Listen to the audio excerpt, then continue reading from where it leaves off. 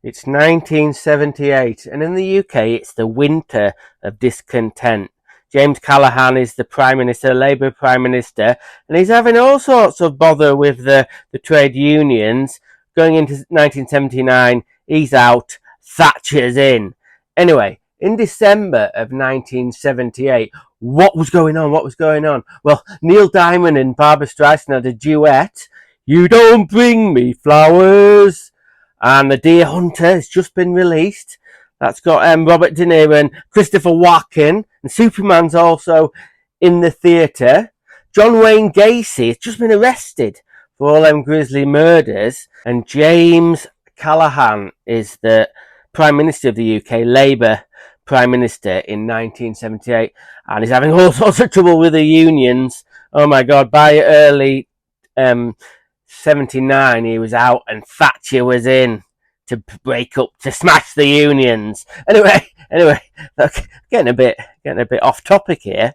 Right, so another big thing that happened in December 1978 is MAKITA released the first battery drill, 7.2 battery drill. Now it's not the first, it's MAKITA's first battery drill, but it's not the first battery drill. Black & Decker had a go at it sort of quite a few years earlier. I'll put a little video of that. So they beat, the Black & Decker one, I've never ever seen one. Oh my God, I wish to have one. But there was a kind of an earlier model, a MAKITA battery drill. I'll try and find a picture of it. And it had a metal clamshell, and it had actually a lead off it to a battery pack. But this was the first MAKITA drill with a battery you could take out. And it was the first nickel cadmium battery. So there it is. This is actually not the original battery for the drill. This is a probably one from the 90s or something. So quite a lot later, but exactly the same. There might have been a few slight differences, but yeah, this is a 7.3 volt, 1.3 amp battery. And if you remember, you slide in the back, sort of like a gun cartridge, like that. And there we go. So what we're going to do in this video is really deep dive and have a really good look at the first MAKITA cordless battery. This was sort of the birth of battery drills. After this, lots of other companies got involved. MAKITA have made hundreds and hundreds of different models, and they've gone from drills like this to really modern day drills with lithium ion batteries.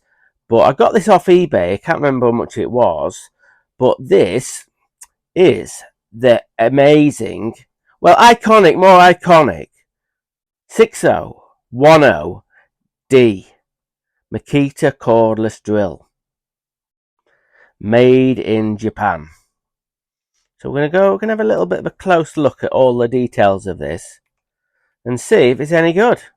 And it's got some very interesting features on it that you don't see in modern drills. So let's get on with it. Let's have a deep dive into this iconic drill. Alright muckers, let's check out the details of this very old drill. This one, not necessarily, this one is hard to date really. This is the original MAKITA 6010, but they were in production for quite a few years. I don't know how long, but I'll maybe try and put that up on the screen if I can find out. So this one could be from the early 80s or something. I got it off eBay. And first thing of note, it's quite very simple. All it does is forward and reverse and just drive like that. You can see it's kind of like a toy. Feels like a toy. Look how slow it revolves. But nevertheless, at the time, God, you know what I mean? The first time I saw a MAKITA battery drill was in '86, and I couldn't get my head around it then. Do you know what I mean? In '86, it wasn't this model. It was a slightly newer one. But, okay. Let's have a look at the clamshell. I don't think they were using any glass fibre back in the day, and when this came out, I think it was more like an ABS plastic. It certainly feels like it. Very sort of hard plastic. As you can see, no rubber over moulding back in the day. It's got some kind of like texture in the clamshell. You can see where you grab it, where the handle is. So it gives you a little bit more grip. It's got that old sort of, hang on, I'm trying to show it, that it's, most of the modern drills are 90 degrees off the handle. And this one is kicked up at a bit of an angle. That's how they used to be back in the day. I personally prefer the modern drills with on the 90 degrees. I guess I'm not used to these old style drills with the, the angle of the drilling kicked from the handle. It's got a lovely label on it, hasn't it? Look at that. It's got the original Makita Electrical Works little badge there. 10mm cordless drill. That refers to the size of drill bit you can put in the chuck. Yeah, DC 7.2 volts, 600 revolutions per minute. I mean, that's not very much. It's got this little bit there. See that? ISO. I'm not sure quite what that means. Caution for safe operation. See instruction manual. Makita Electrical Works Limited, Japan. So as you can see, it's got a keyed chuck. This is a Jacobs chuck. I might not be able to get you to see that, but it is. Hang on. You can just about see it there, I think, hopefully. Jacobs chuck. Well, it just says Jacobs USA. It was quite rusty when I got this, so I had to give this a really good clean up. The chuck key lives in a little, not a compartment, a little slot there. You can see this bit here. It's got like more like a polypropylene sort of like bush in there, and the chuck key, you see, just sits in there. It's quite sturdy in there actually.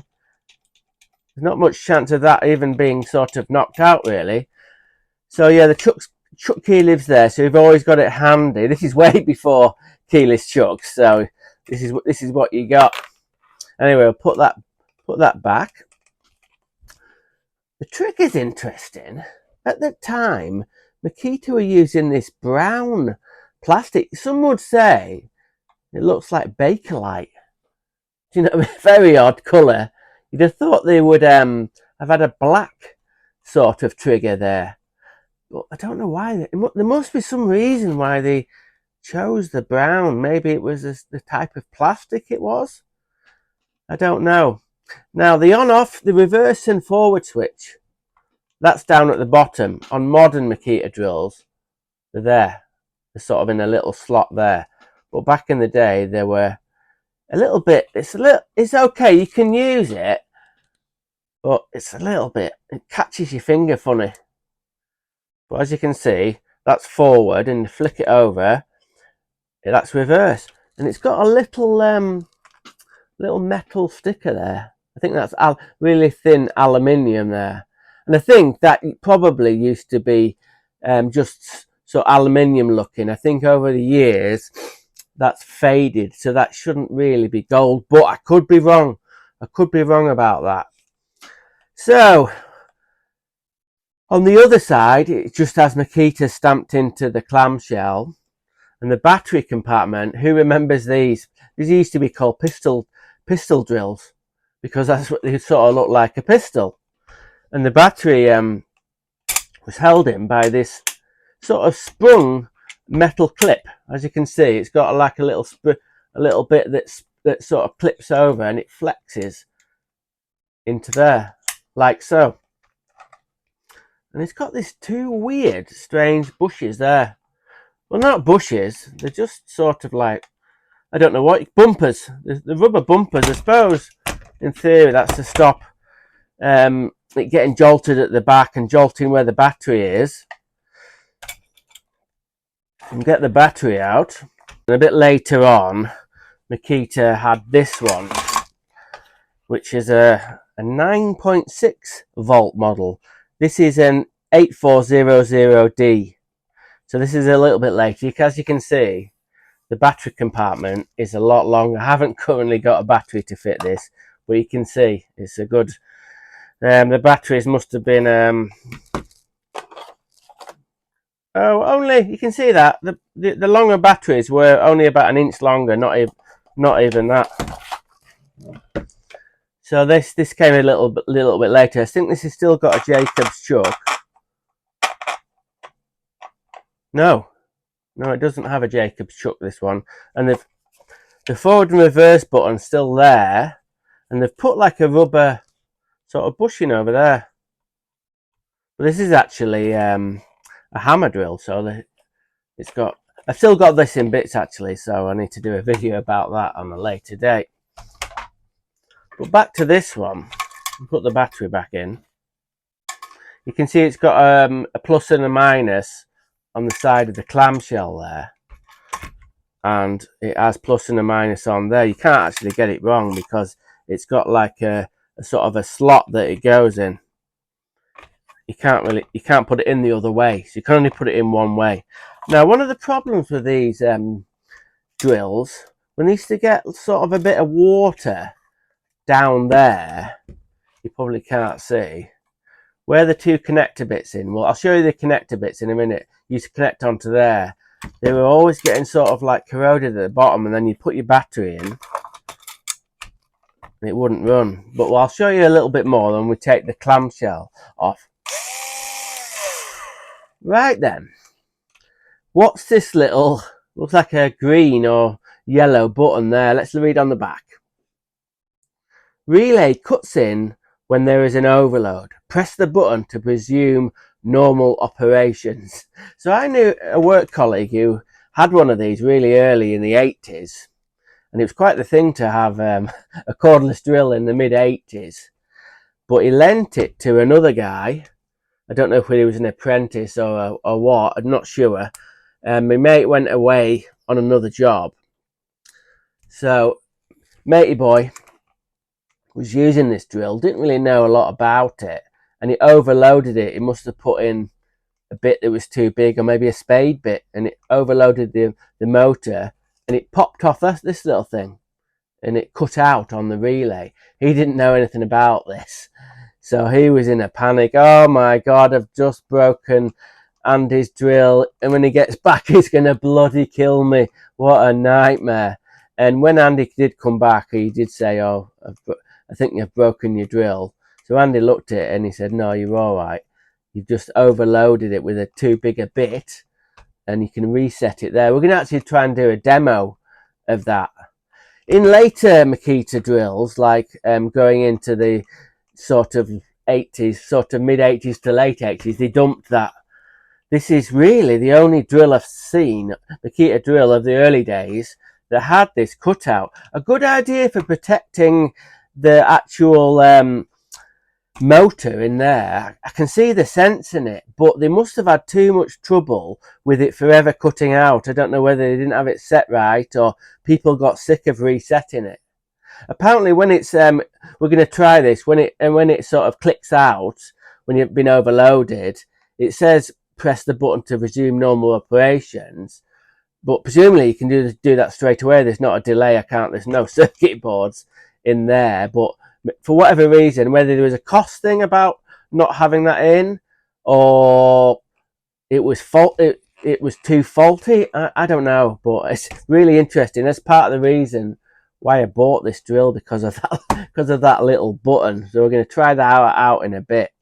The problem with battery drills, even modern ones, you'll get people really abusing them, and you'll get people putting them on an enormous strain. Recently, with the advent of brushless motors and more circuit boards in the drills, there has been a version of that put back into drills, but there won't be like a reset button. If you overload like a top of the range Makita drill, it will cut out. The actual circuit boards and the chips will sense that the motor is getting overloaded, and it'll stop it.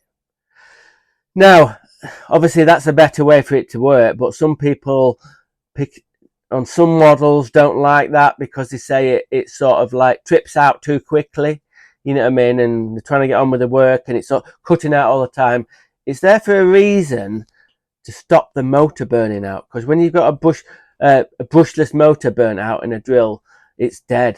Forget it. You know, if you can buy brushless motors for whatever model you want, but they're so expensive that you end up the drill end up just binning. Really, it just ends up getting chucked into the landfill probably, because it's uneconomical to repair. But if you get it wrong, if you get it on the sort of the light side, so the protection bit in your drill sort of clicks off too sort of easily on medium-sized drill bits or whatever fixings, you're going to have loads of tradies not happy at all. You're going to have them sort of moaning, saying, "Oh, that it keeps on cutting out, it keeps on cutting out." But if you do it too far the other way, or don't have that protection, you put in a big drill bit and it burns the drill out. It's dead. So I think it was quite a good idea, this. And we're going to see how easily it is to actually get it to click out, to overload the motor. But before we do that, we'll get the clamshell off and have a look at the insides. Like all these early MAKITA drills and tools, they didn't have the black screws that just went into, self-tapped into the other part of the clamshell. These had proper sort of little bolts. Well, sort of like threaded screws, threaded screws. And they were always, if you remember, they're always sort of a gold looking. And they go through and they have a bolt on the back that sits in like a part of the clamshell. So I've got 1, 2, 3, 4, 5, 6. You're wondering why that one looks a little bit long. I lost one of them, so I had to put another one from another early MAKITA drill. So we'll get this apart and then we'll have a look at the inside. Okay, we've got the clamshell off. It looks very simple in there. Look, simpler times. Goodness me. So simple. So the battery, as I said before, nickel cadmium 7.2 volt battery, slides in from the bottom. And you can see where it connects onto them two, so we call them prongs or just connectors. And what used to happen is to get muck going down the bottom, but sometimes if it had been left for a while, these nickel cadmiums used to sort of like bleed some of the stuff out of there, sort of like corroded from the inside, and it used to get onto these pads here, and then that used to go onto these. The corrosion used to go onto these little bits there.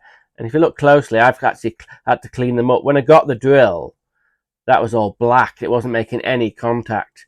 So these are meant to be nickel plated, but to get all the corrosion off, I've had to just file that down and I'll put a bit of emery cloth on there. So this is the switch. Quite a simple switch. I don't think there's anything written on it. We'll just pop it out of the clamshell. So turn it over. No, it's only got sort of numbers 8Z15.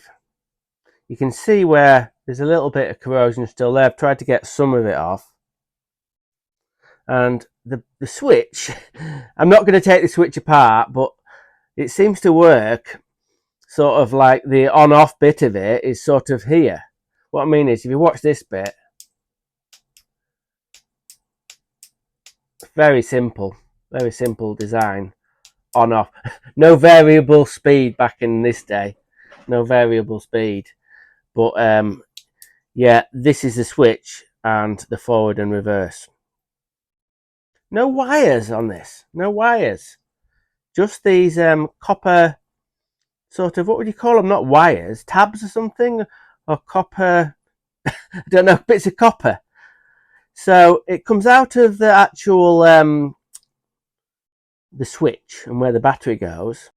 Now I'm not sure whether the positive goes straight into the battery first and then comes out into this bit, which is the overload protection. So when the motor gets overloaded, and it must get some kind of sense of it, sense of it from the juice that's going through this thing, and it clicks out this little button. it pops out. I should really know more about how these works. I'm not going to take that apart, so I don't know exactly how that works. But it either comes in there and back out there. But I'm tempted to think it's that way. So if the motor gets overloaded, before it goes back to the negative port there, it can sense the overloading of the motor there, and it can click it off there. But look at that, very simple, just soldered on there. It's all quite stable and sturdy. Let's have a look at the motor. Doesn't really, just a brushed motor. Hasn't really got anything written on it apart from made in Hong Kong. Tell you what, it's in good nick, innit? Put that back in. Yeah, that places in fairly easy. And from the motor, it gears up there. You can see it's got them old school sort of washer cum bearings. They're sort of they're just sleeves really, but they've got a special kind of metal in them. I've dropped that one. I think there's something in these. I don't know what. Like bronze. They're partly bronze, I think. And then they sort of self-lubricate. I'll have to find out how they work, but. And then it goes back up to a bigger cog, and that's your drive there. Nearly all, you can see what happens. All the grease and stuff just gets pushed to the bottom, and then it kind of goes over the years. It kind of goes hard, and then these cogs don't end up sort of getting any grease on them because it just sits at the back. Got a beefy bearing there. That is lovely. Looks like a seal bearing. Yeah, it's a seal bearing. Let's see if we can find out any makes on that. Hang on. NSK bearing. NSK is famous in my NSK is famous for sort of skateboard bearings, so really good skateboard bearings. So yeah, that's a lovely bearing. And then they got the old Jacobs chuck there. We'll put that all back together. What do you think? As you can imagine, if this went wrong, you've got no circuit boards or anything. It's very simple. You can go online and buy all the components. If a part of this broke or the motor went, you can buy everything for the original Makita drill from a sort of a parts store online. Isn't that amazing? Isn't that amazing? But and not like you won't get many tradies using anything like this old. It's been superseded by a lot more powerful drills than this. So yeah, this is going to be part of my Makita museum. I've always wanted one of these, and I've got one now. A Makita 6010D, the original, the drill that started them all. So what we're going to do now is chuck it back, get all the bolt screws or screw bolts, whatever you call them, back on, and we're just going to give it a test and see if it can still do a few little jobs. I can imagine that this drill doesn't really do that much apart from tiny little bits, but we'll give it a go and we'll see if we can get it to click out there. It's been bloody raining all day today, made me a bit down. Anyway, we'll do a little bit of testing. I've put in an 8mm wood bit, so I'll try that in a bit of pine and a bit of oak and see how we get on. First things of note, I don't like the hand position of this. It's too wide there. Obviously the battery goes up to here, and that's why that's so wide, but it just doesn't feel right in the hand. It's okay, but yeah, you can't really get a good grip of it. Anyway, we'll just see how we get on.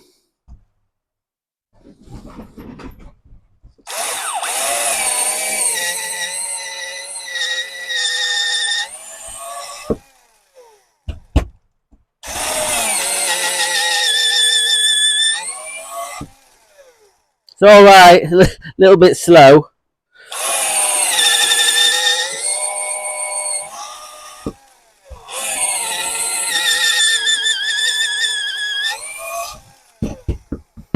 Yeah, it's old and slow. Bit like me.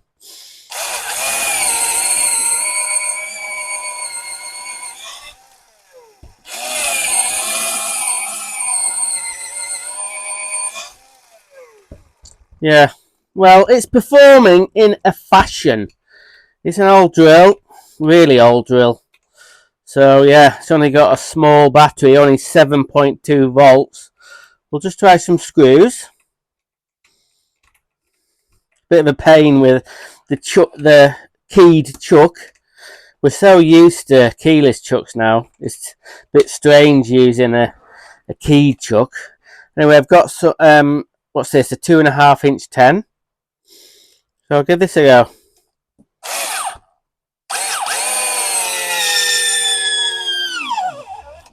Quite torquey. Didn't really have any bother getting this screw in. Try again.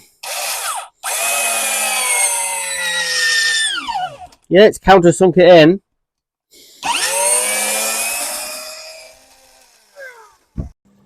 Now then, this is where the sound goes off. So I'll have to overdub this bit. So I'll try and get this 2.5 inch 10 in a bit of oak. It's going to struggle really. Give it a go.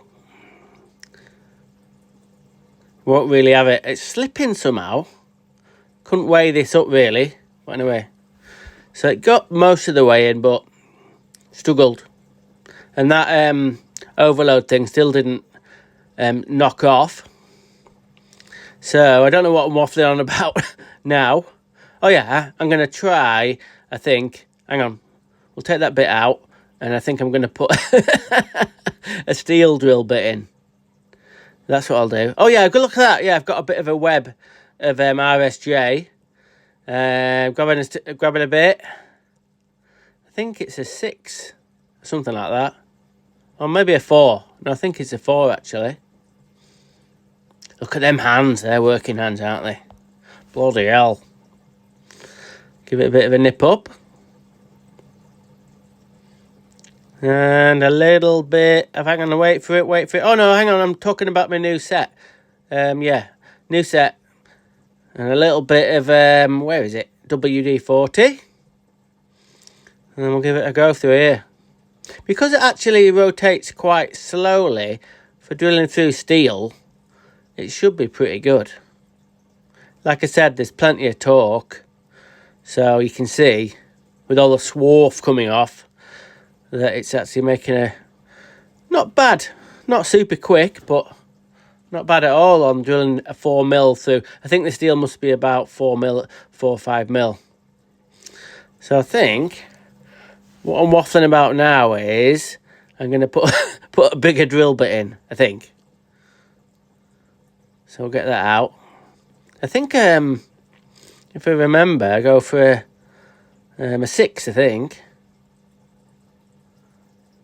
Yeah, I think so.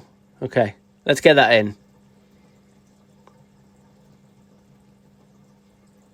Dum dum dum dum da da da dee. Da da da da. A bit of WD-40. And a bit of a drill. Snagging a lot. Bit of a tip. Get it going before you start in the hole. Once I get it going though, it's not too bad. Not too bad, he said. It should nearly do it.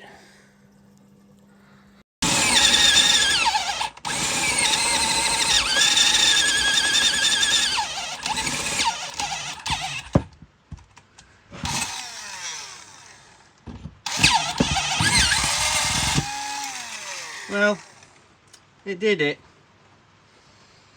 A bit of a final test. We'll try a 16mm spade bit.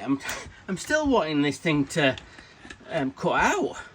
Waiting for it to overload. But it doesn't seem to be doing it. maybe when it gets too hot and after you're using it for a long while, it'll overload then, I don't know. But it seems to me at the moment, if it gets like job too tough for it, it just stops. I keep on getting this wrong as well. This has made me a bit discombobulated, the forward and reverse. But anyway, I bet the battery's getting a bit tired now. So anyway, we'll go for it.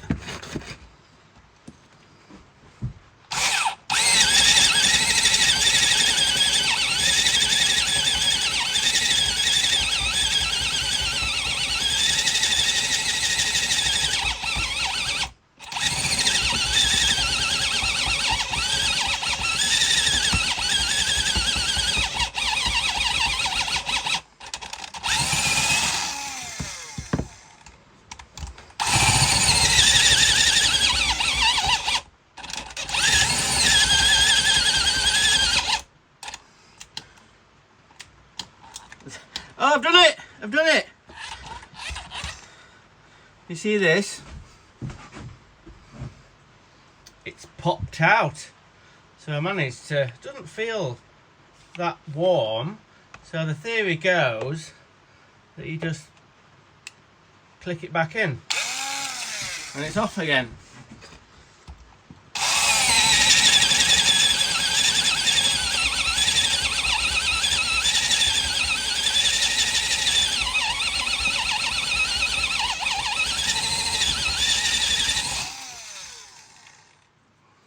Right, we're going to try one of them. They're called auger bits. This is gonna show whether it's any good.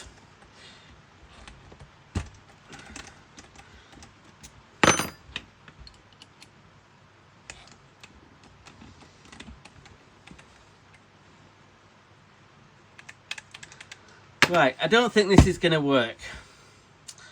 I think the bit is too big. This is the one, the bits that drive themselves through the wood. I think the batteries, they are holding a bit of charge, but they're quite weak. And also, I don't think it's got the torque to do it. So anyway, place your bets now, ladies and gentlemen.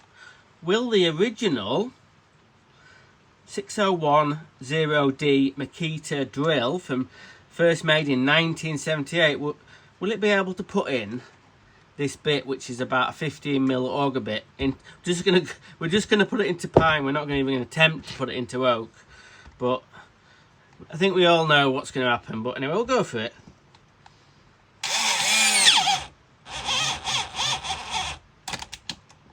Yeah, it's overloaded straight away.